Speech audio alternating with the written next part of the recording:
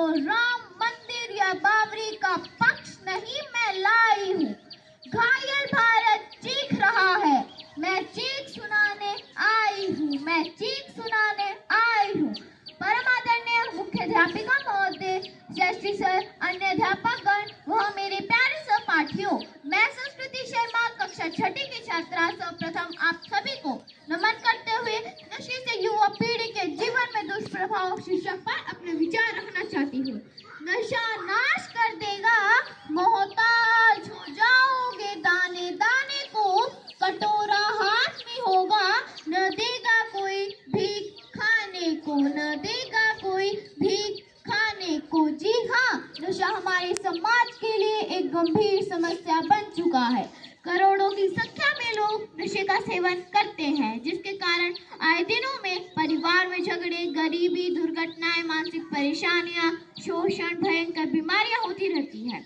एक सर्वे के अनुसार लगभग 30,000 लोग कैंसर से पीड़ित हो गए हैं। लगभग 1,000 लोग रोड दुर्घटना में मृत्यु हो गई है।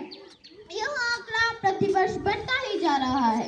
यह बीमारी हमारी युवा पीढ़ी को बहुत ज्यादा ग्रसित कर रही है, जो कि हमारे देश और संस्कृति के लिए बिल्कुल भी सही नहीं है। आजकल की युवाओं की हालत कुछ इस प्रकार से हो गई है कि राम जन्म में दूध मिला, कृष्ण जन्म में घी, कल युग में मिली दारू, हे मानव इसे सोच समझ कर पी, हे मानव इसे सोच समझ कर पी। युवा जो हमारे देश का उज्जवल भविष्य होता है, वह इस बुरी लत में पड़कर अपने तथा देश के साथ खिलवाड़ कर रहा है। आज के समय में पुरुष तो पुरुष, महिलाएं भी नशे की चपेट में आ रही है। इसका प्रमुख कारण है कि नशीले पदार्थों का आसानी से उपलब्ध होना।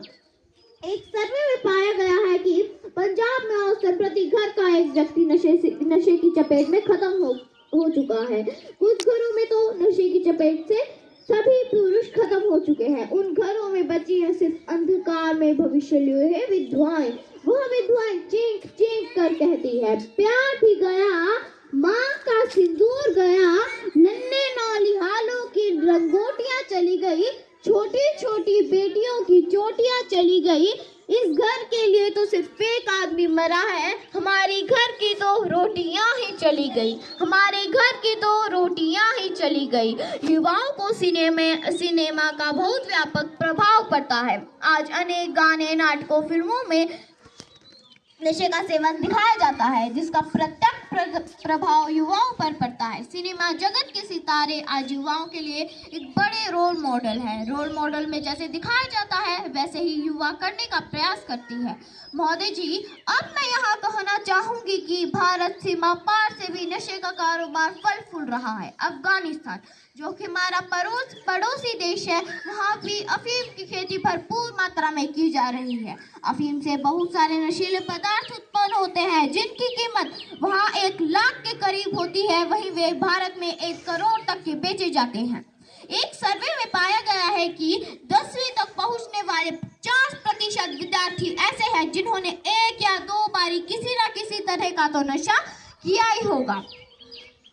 युवा अपने बहुमूल्य जीवन को कैसे बर्बाद कर रहे हैं, उसकी तो उन्हें परवाह ही नहीं है। एक संस्कृत के श्लोक में कहना चाहूंगी कि आयुष्याक्षर में कोपी न लभ्य स्वर्ण कोटिके, सचेत निरर्थकम नीत कानुहानि तथोधिक, कानुहानि तथोधिक। अर्थात आयु का एक क्षण भी हजारों करोड़ रुपए के बदले में प्राप्त नहीं हो सकता। यदि उसे यूं ही गंवाया जाए तो इससे अधिक हानि और क्या हो सकती है। नशाबंदी हेतु व्यापक जन जागरण अभियान चलाने की आवश्यकता है, ताकि हमारे देश को स्वस्थ और सशक्त रखा जा सके। अंत में मैं चंद पंक्तियों के साथ अपनी वाणी को विराम देना चाहती हूँ। जागता है इंसान, जागता है इंसान, तो अब भी जाग जाओ, तो अब भी जाग जाओ।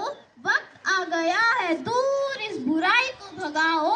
राह चलो की राह अभी बाकी है, राह चलो की राह अभी बाकी है। तमाम उम्मीदें हैं तुमसे जो वो पूरी करनी बाकी है, तमाम उम्मीदें हैं तुमसे जो वो पूरी करनी बाकी है। धन्यवाद। जय हिंद, जय भारत, जय हिमाचल।